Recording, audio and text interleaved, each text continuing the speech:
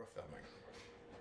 And welcome to our next episode of Cooking with Michael. I want to first thank you all who have been watching. Really appreciate it. It means a lot to me. If you know anybody who could certainly enjoy our videos and learn something from videos, please feel free to share them with them. The more viewers, the more we can do, the more dishes we can make. Really excited about it. So again, thank you all.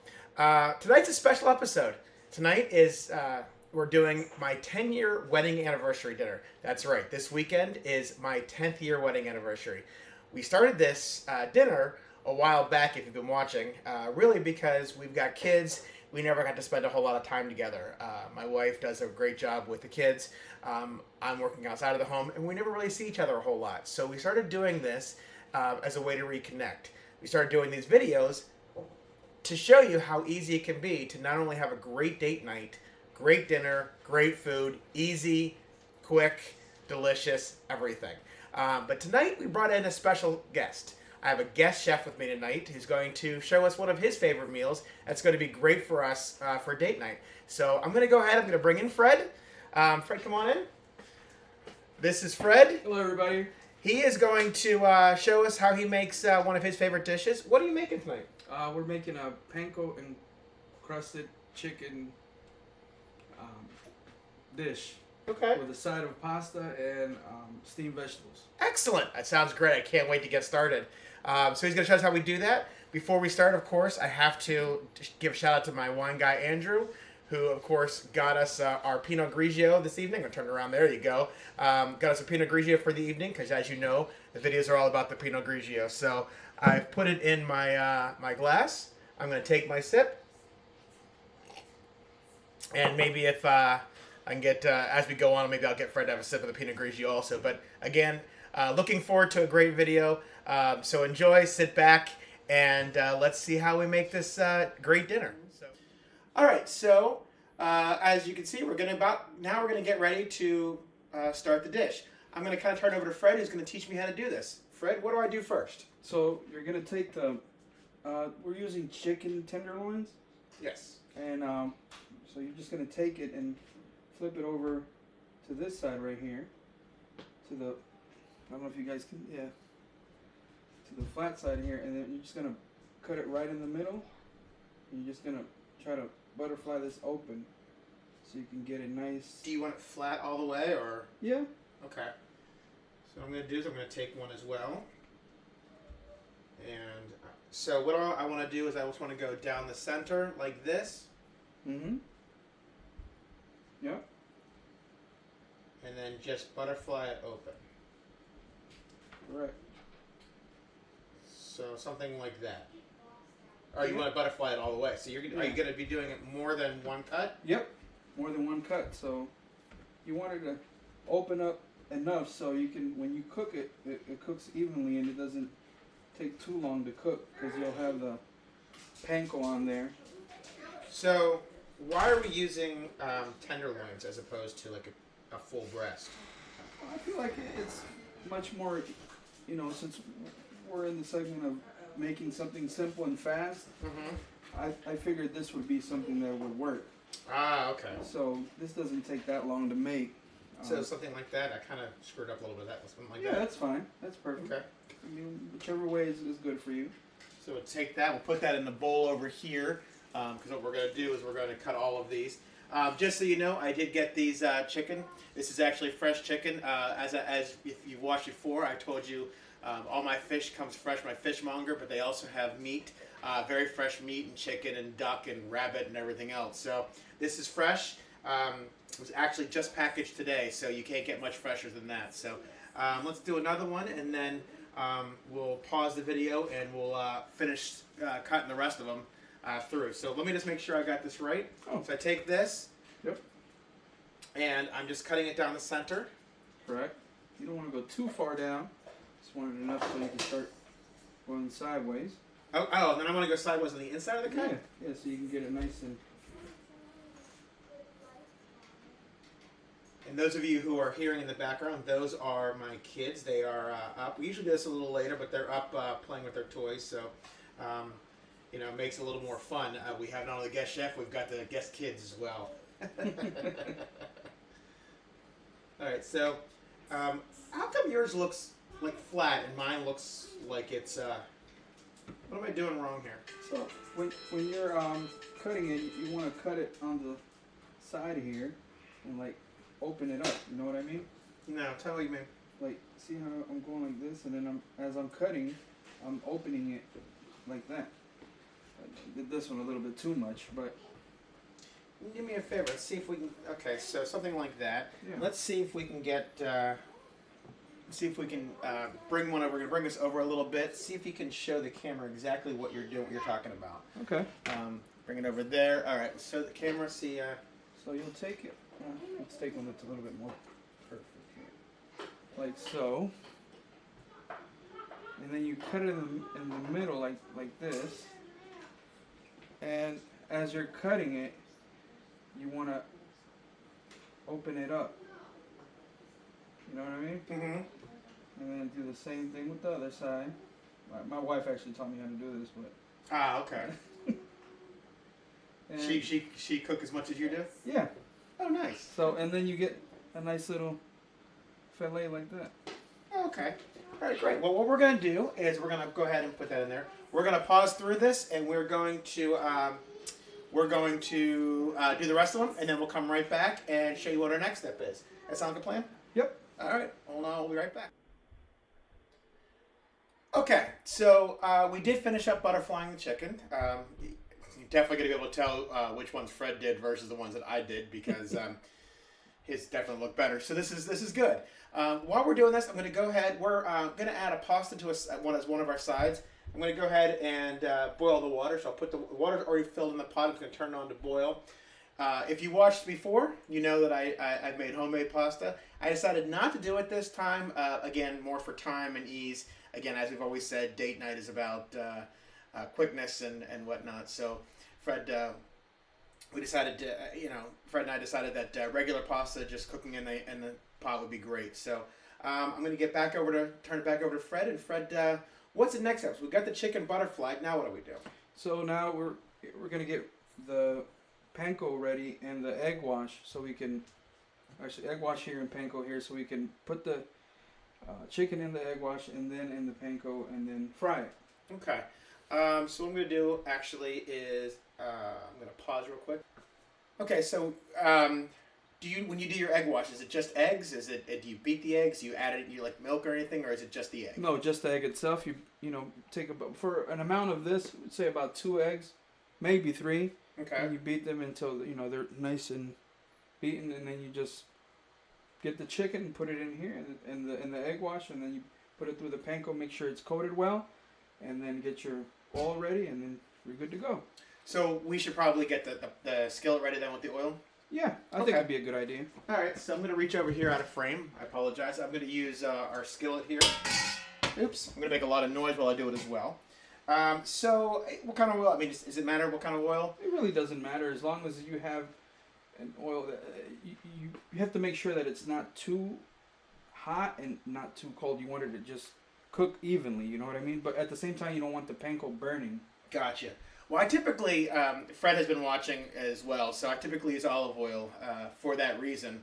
Olive oil works for this as well? Yes. Okay. So we're going to reach over, I'm going to grab the olive oil that I have sitting right here, and I'm just going to go ahead, I'm going to pour, is there a certain amount, or just enough to coat the bottom? Just enough to coat the bottom. Okay. We'll get that heated up then, I guess. What should we turn it to, like a medium? I'd say a medium high. Medium high? Yeah. Okay, so we'll turn it up to about a little over medium to medium high. We'll let that start warming up, and then Fred, we'll let so we got to get the eggs out, right? You get the eggs. Okay, so we've got our eggs. Okay. By the way, eggs from Aldi. Have to get the Aldi reference in there, of course. So go ahead and do that, and you can put the shells right in the sink when you're done.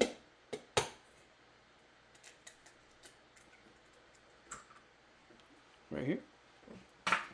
And now you can go actually do something if you like, or do one. Sorry. That's all right. There you go. So we're just going to try and move the camera down a little bit. There we go. So we're just going to, you said 3 eggs or 4 eggs? Or 3 should be fine. Okay, so we got our 3 eggs in there. And let me get something here to... So all I'm going to do here is just kind of whisk it, right? Yeah, just whisk it. Make sure that it's nice and incorporated. Okay.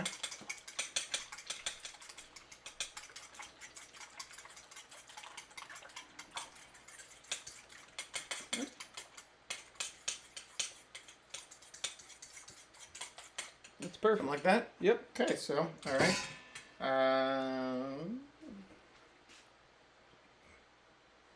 Okay. Now, panko crumbs, you said? Yes, sir. So, got some of my panko crispy unseasoned. I did unseasoned. You know, if you've watched before, I've talked about not overpowering the flavor. When Fred and I talked about this, we talked about doing the unseasoned ones. Are we going to add any seasoning to it, or are we just going to just the panko crumbs to stay plain? Well, it's up to an individual's taste and how they feel like they need to flavor it. You know what I mean? Okay. I usually just use those and maybe just add a little bit of salt and pepper to the chicken, but that's about it. Okay. You don't want to overpower the flavors as well, so. So it's like what we always say on the show. It's more of a symphony, not a solo. Yes. Okay. All right. All right. So then what we're going to do here is we are going to next thing we're going to do is we're going to. I just pulled out some onion powder for later. I'm not sure why I have it out now, but I was trying to avoid having it on the camera. Okay. So we just take this and then we should probably grab something to flip it over. Do we need just a spatula or tongs or what? Tongs, I think would be perfect. Okay, I should have those in here. I do, in my handy dandy drawer of stuff, and I'm sure you all just saw how wonderful that is. So what do we do here? I take the chicken. Take the chicken, run it through the egg. Run it through the egg like this. Mm-hmm. Make sure it's coated evenly. Okay. And then you want to shake off a little the excess egg wash there. Okay. And then just get it into the panko. And just make sure it's coated in the panko. Mm-hmm. And if you like, you can actually press down onto it, so it gets on into all the little creases and stuff. Okay. So you have a nice even crust. Like that? Yep, that's perfect. Okay. And I just put it right in the oil then? Yeah, as soon as the oil is warm, it seems like it's warm already. So if you've watched before, I'm going to rinse my hands off. But if you've watched before, real quick, you know that the way we test it is we just take a little bit of water from the sink or from the faucet and put it on there. And that's it. I'm going to go ahead and turn that sucker down. Yeah, that's fine. All right, and it's nice and coated around the bottom.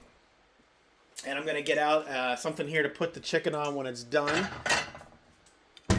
Over here. All right, so now just take this and just throw it on. Yeah. Just be careful not to burn yourself. Yeah, there you go. You'll feel that start sizzling there. And you want to leave it on one side for about 4 to 5 minutes maybe. Okay. Depending on how hot the oil is. Then you flip it, give it another 2 to 3 minutes, and it should be done. Okay. Do you have to cut it to check in the middle, or are you just going by time? Sometimes we go by time. But yeah, sometimes I do cut it in the middle just to make sure that it is cooked well. Okay. And yeah. Remember, when you're doing chicken, chicken is like some of the fish we've done before. It's got a rare chicken is never good. You want to make sure it's cooked all the way through. So, but these are fairly thin, so they should cook fairly quickly and evenly. Yeah. Okay. While we're doing that, I'm gonna take a glass. I do it all the time. A sip of my Pinot Grigio. Because you can't cook without Pinot Grigio. For those of you who are watching, I do drink a lot of Pinot Grigio. So anyway, how long does this dish typically take when you're doing it at home? It can take between 30 to 40 minutes to make everything completely. Everything complete. That's the pasta. That's the vegetables, which we're going to do in the steamer in a little bit. And, okay. All right. Okay, great. And it hasn't been quite 4 minutes yet, 4 or 5 minutes, so we'll let it keep going there. All right, so I did pause it for just a second there. Let's go. We're going to go ahead and flip it over, see what it looks like.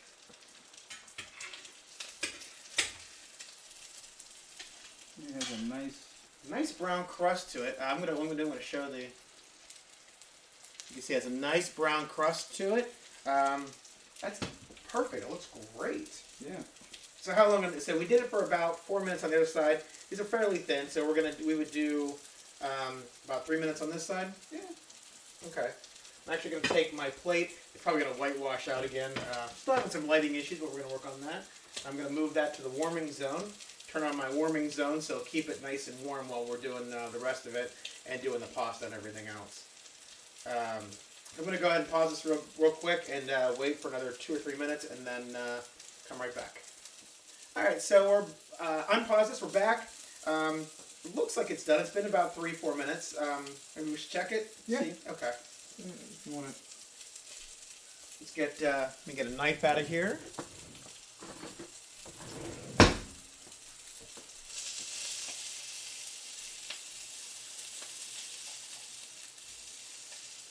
So anything to you? No. Okay. We're going to turn this back over real quick. Excellent. And again, you can see nice brown encrusted, which is good. I'm going to put that right there, and we'll go ahead and we'll do another one. The water, by the way, for the pasta is just getting close to boiling, so we're going to let that keep going until it's done, or until it boils, and then we'll do it. So I'm going to try another one. Do you ever have to add more oil to the pan? Yeah, definitely, because it takes the panko, you know, when you're frying Kinda it. sucks it up. Yeah, it kind of sucks it up a little bit. So. Okay. So just push it down. Yep. Make sure you get it in all the crevices and creases. Okay. And then put it in there. Mm-hmm. And we'll let that go. Add a little bit of oil in. Should we add the oil now or should we wait until it is... You can add it now if you like. Alright, so we're going to add a little bit of oil to this.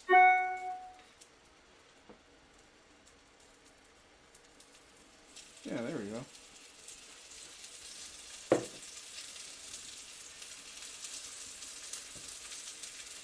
I love olive oil because it doesn't... It turns into a nice thin coating oil. Mm-hmm. Not only is it healthy, but it does come into a nice thin coating oil, so you don't have... you have a little bit of smoke from the oil, of course, but you don't have like vegetable oil. It's clumpy and has a burnt taste to it. Olive oil never really has a burnt taste. At least I haven't had that, which is nice. I'm going to have another sip of my Pinot Grigio. Thank you, Andrew, for making sure I had some.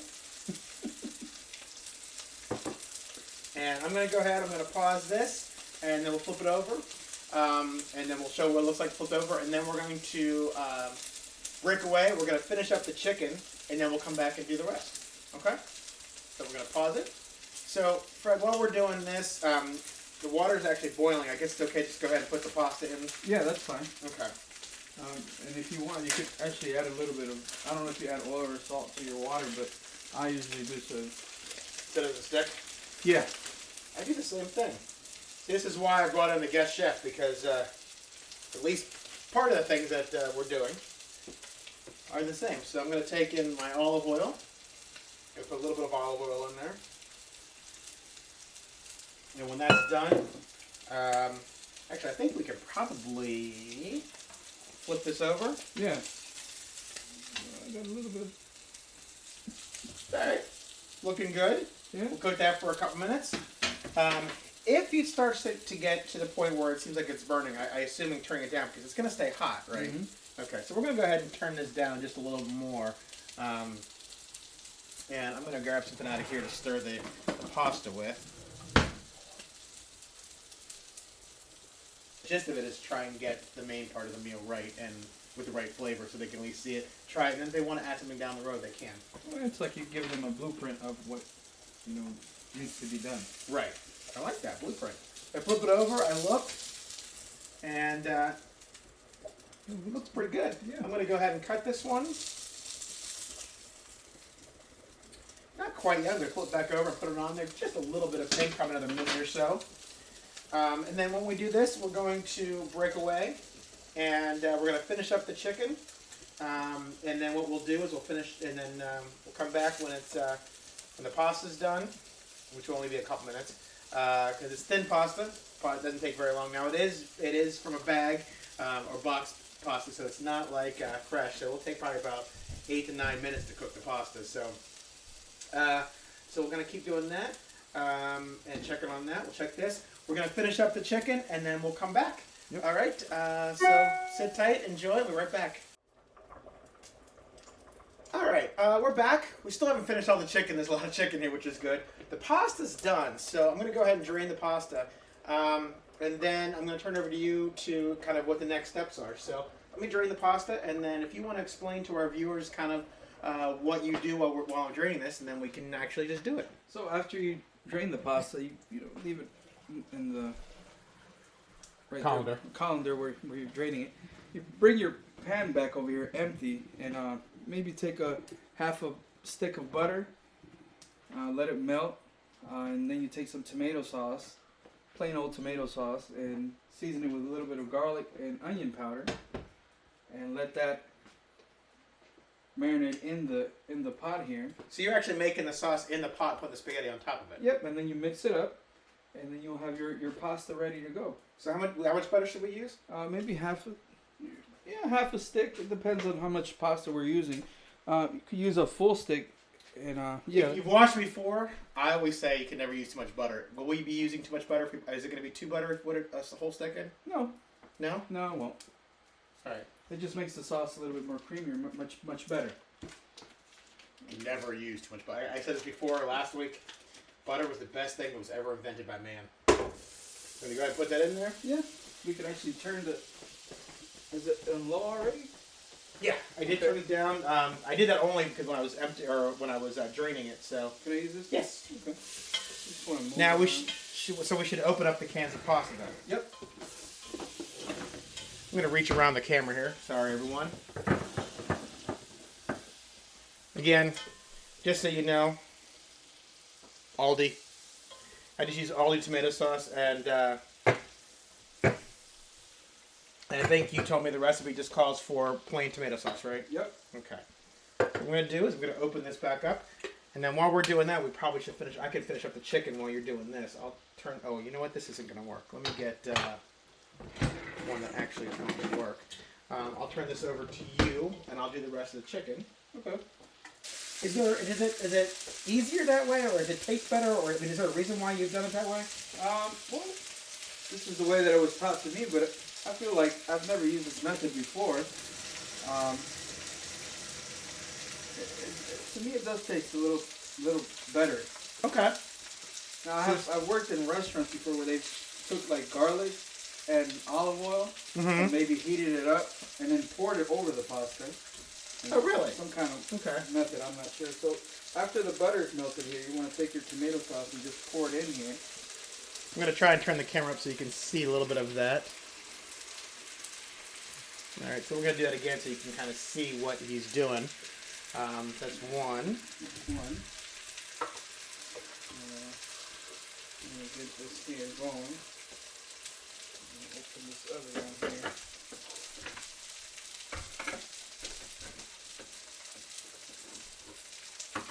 And if you heard Fred say, he's worked in restaurants before, so it's really good for us to have someone who's been a chef before show us exactly some of the things that he's done. Because as you can see, there are many different ways to do food and to cook food and to make it really, really good. So again, Fred, I really appreciate you coming over and showing us one of your favorite dishes. Sure, no problem. Anytime. So once you get the tomato sauce in here with the butter incorporated, and move it around, just make sure that the butter and the tomato sauce are really in there with each other. You want to take some garlic powder. Okay. Any regular old garlic powder and onion powder. Both of which I got at Aldi. Eventually, Aldi's going to sponsor me, or they're going to sue me and have them stop saying the name. That's what we're going to. We're going for one or the other at this point. So at this point now, you just want to add to taste. And how much do you use when you're doing it? I really don't. I mean, it could be maybe 2 tablespoons. Okay. We're not real big on measuring if you've watched Cooking with Michael, but they really just keep dashing until you feel good about it. Yeah, you just gotta eye it a little bit. But if you're, a person that needs to know how much is going in here, then of course you want to just make sure that you're measuring it. Okay. I'm going to reach around here. I'm going to take this real quick.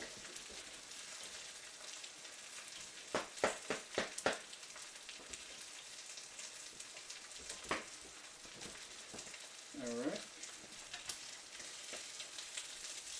I'm going to flip the chicken over a little bit. Perfect. I guess I'm getting the hang of making the chicken because it's starting to. It looks pretty good. You see my earlier one; it was a little burnt. Do you have a spoon that we can just maybe taste this? Absolutely. And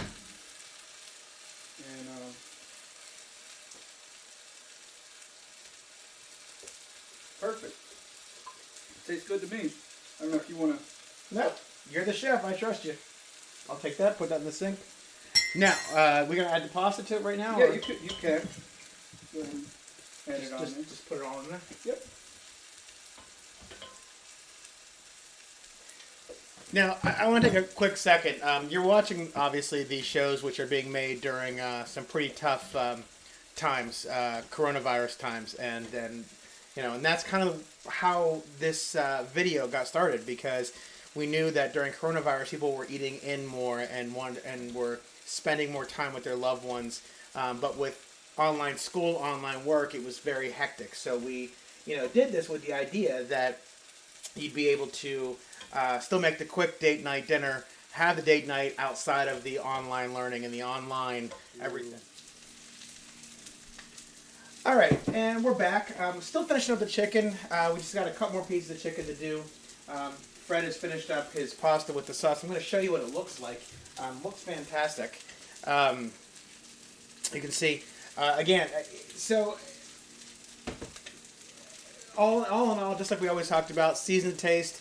Don't want to overpower anything, so just garlic powder, onion powder, plain tomato sauce, and butter is really all you're using, right? Yep. Okay. And then we just let it sit there until we're done with this. What we're going to get ready to do, once the chicken's done, we're going to get ready to steam the vegetables. If you've watched it before, I'm going to get this out of the way because I don't need this anymore either. If you've watched it before, I do have my vegetable steamer, which is fantastic. I did get, we're going to do cauliflower, some carrots, some snow peas, and broccoli. Does that sound good? Yeah. Okay.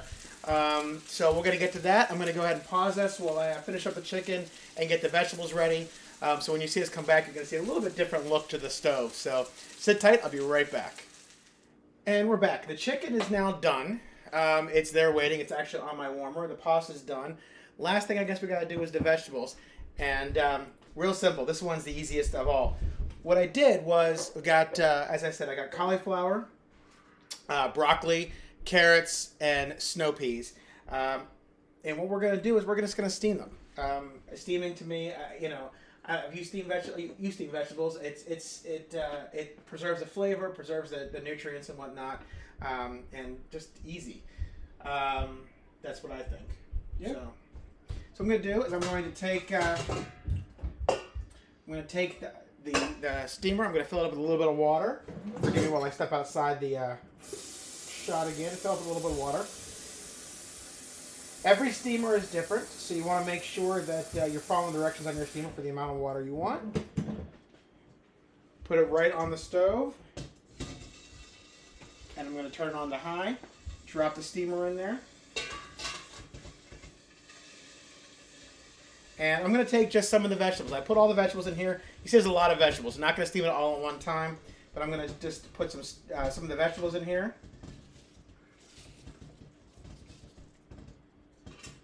And I love when it moves around. That means it's getting ready to boil. So the stove was hot, because this is where we cook the chicken on. Stovetop was hot. So, but again, we're just going to put some of the vegetables in there, and we're going to steam them. Typically steaming these vegetables takes maybe 5 minutes. Again, you've heard us talk a lot about taste. So we're going to put some in there, let them steam to taste. Kind of see I'm kind of rummaging through a little bit to make sure we get a nice mix of the vegetables in there. The carrots I did cut up. They are a little bit thicker, but that's okay. I'm going to put the lid on it, and I'm going to let it do its thing. So Tell me about the chicken, though, Fred. So the chicken's done now, but we didn't really put any seasoning on it. Just chicken and breadcrumbs. So obviously we're going to taste it, because that's what we do. But is there something that we can add to it, or do we not add to it? Is everything is it going to taste, really good without seasoning, or should we season it, or kind of what do we do with that? Well, it's up to the preference of the person that's making it or cooking it. Okay. If you're a person that likes to season your food before you cook it, then you can absolutely do that with just salt and pepper. Okay. Or if you're a person that prefers or may have a family member that can't have that extra sodium or whatever the case may be in seasoning, then you can absolutely just cook it like that and then add your own seasoning at the end when you're at the dinner table with your family or your loved one. Gotcha. And I'm actually going to move the camera up a little bit so we can see us here. Hi, there we are. All right, so Fred. So what basically, this is what we always talk about. I think it's really more about kind of your preference and again, making sure it's a nice flavor. I guess you could try the chicken first before you do this, before you add seasoning, and then if you add a little bit to it to make it better. Now, you don't want to add like a lot of onion powder or anything. What kind of seasonings would you add if you were going to add something to it? Just basic, simple salt and pepper. Just salt and pepper? Just to me, it'd be just fine like that. Okay. Even just salt. I mean, and it cannot just, I know some folks maybe can't have that sodium, but you can just add something like maybe a little bit of each, like garlic or onion powder. It depends on what your preference is. Okay. Does it make sense to add it before or after, or doesn't it matter? Before you cook it? Yeah. You could as well. But like I said before, if it's somebody that you're cooking for it, or if it's a large group and some of them can't have or handle that, then you can always cook it just like the way we did. Gotcha. And then add the seasoning at the end at the table for yourself. Gotcha. Okay. So again, and that's what this date night dinners are all about. We kind of give you. Fred said it earlier, actually, one of the times we were off camera, gives us the blueprint and gives us the date night dinner videos. Give you the blueprint, show you how to make it, and there's always going to be a little bit of tweaking. And I think that's the one thing I really like about cooking is there. You can look at a cookbook and see the same dish made 100 different ways, but it's the same dish. So it really is all boiled down to kind of what you like and what your audience likes too. Yeah. I guess that's why it's thousands of restaurants, because serving the same meals, but you can go someplace and get a steak somewhere. It's going to taste different every place you go. You just have to have fun while you're cooking. And I think that's important too. And I think that's why I really enjoy doing this. My wife and I really enjoy creating these videos and editing and everything, because it is fun. It's also togetherness too. It really puts us something that we can do together and we put out there and we can share and whatnot too. So the vegetables are almost done. As you can see, I'm going to put this. You can see actually from the bottom of your screen, the steam is coming out pretty well. If you've watched before, I've used a steamer when the vegetables are kind of a bright original color. So the broccoli and the snow peas, if they're bright green, the carrots if they're a bright orange. The cauliflower, if they're actually a bright, shiny white, they're pretty much done. They're going to be crispy, which is good, but they're going to be a little bit cooked through the way so that you can definitely tell they're not raw. So what I'm going to do is I'm going to grab a plate, and I'm going to try Fred's dish and see what it's like. So hold on a second while I grab a plate. I'll be right back. All right, Fred. So I'm going to go ahead and I'm going to grab a piece of chicken. Grab some of the pasta and grab some of the vegetables. I'm going to turn the vegetables down here. It looks so good. Chicken on there. Grab some of the pasta. Let me grab, yep, thank you very much.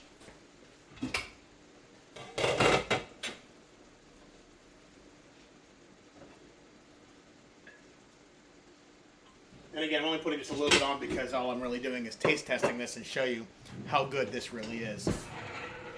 I'm going to reach in. I'm going to grab some of my vegetables. Okay. Some broccoli and some snow peas and a carrot. I'm going to be very honest with my viewers. You probably notice I am a little picky. I do not like cauliflower, but my date night, my loved one, my wife of 10 years now this weekend, absolutely loves cauliflower. So that's kind of why I got it. So I'm going to go ahead and I'm going to taste the chicken.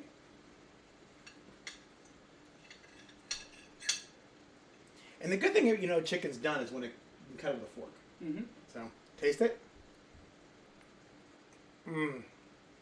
Excellent, excellent. Test the pasta. Oh, I like that sauce. That's really good. I like the way you did that. And of course, steamed vegetables. You can't go wrong with steamed vegetables. So that's it. That's how you do it. Real easy. A nice date night. Now you can put it all together, put it on a plate, serve it to your loved one, your spouse, the person you're spending your date night with. So again, I want to thank Fred for coming in and showing me one of his favorite dishes. Hopefully we'll be able to do this again because I really do enjoy doing this, and it was a lot of fun to have someone here with me doing it. So thank you very much. I appreciate it. You're welcome. And for those of you who are always watching, thank you so much for watching. Again, please share. If you know anybody who'd be interested in learning more about how you can have a great date night dinner, delicious food, easy to make, quick and fun. I do hope you have a great date night. I'm going to have a great anniversary weekend. And thank you all for watching. You guys have a great, great night, and I appreciate every single one of you. Thanks again. Good night, everyone.